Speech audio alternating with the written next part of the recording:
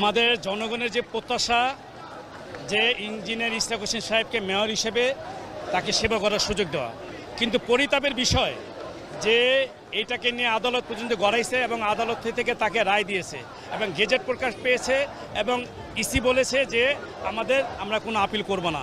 সুতরাং আর কোনো কিছু বাকি থাকে না, শুধু শপথটা বাকি থাকে। এই শপথ নিতে যে প্রতিবন্ধকতা তৈরি করেছে এটা সম্পূর্ণভাবে তৈরি করেছে আসিফ মাহমুদ সজীব ভুইয়া। কারণ উনি আমার জানা মতে উনি এই পর্যন্ত ভোটই দেয়নি, তার যে বয়স তিনি এই পর্যন্ত ভোটই দিতে পারেনি। এই ভোট না দেওয়ার লোকটাকে আজকে এই মন্ত্রণালয় সিটি কর্পোরেশনের দায়িত্ব তাকে দেওয়া হয়েছে। তিনি তার ইচ্ছা মতো লোককে বসিয়েছেন এবং এখান থেকে তিনি আমাদের আশঙ্কা উনি সুযোগ সুবিধা আদায় করেন, যার জন্য ইশরাক সাহেব আসতে পারলে এটা প্রতিবন্ধকতা হিসাবে দেখা দিবে, অন্তরায় হিসাবে দেখা দিবে। এই জন্য তিনি এটা দিচ্ছেন না। না দেওয়ার ফলে আজকে যে জনস্রোত আজকে দিন দিন এটার পরিধি বৃদ্ধি পাচ্ছে।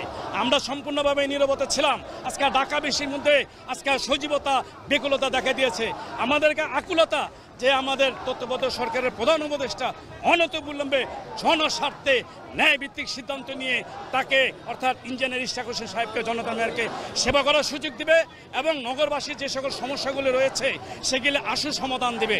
অন্যথায় এই অনির্বাচিত প্রশাসককে দিয়ে যিনি নাকি ইতিমধ্যে সমালোচিত হয়েছেন, বিরূপ সমালোচিত হয়েছেন, তাকে দিয়ে আমাদের এই নগরবাসীর সেবা করা সম্ভব নয়। আজকে আমরা এই জনগণ তো দেখছেন ঢাকাবাসী চাইতেছে ইঞ্জিনিয়ার ইশরাক হোসেনকে অতিবিলম্বে মেয়র হিসাবে দেখবার চাই।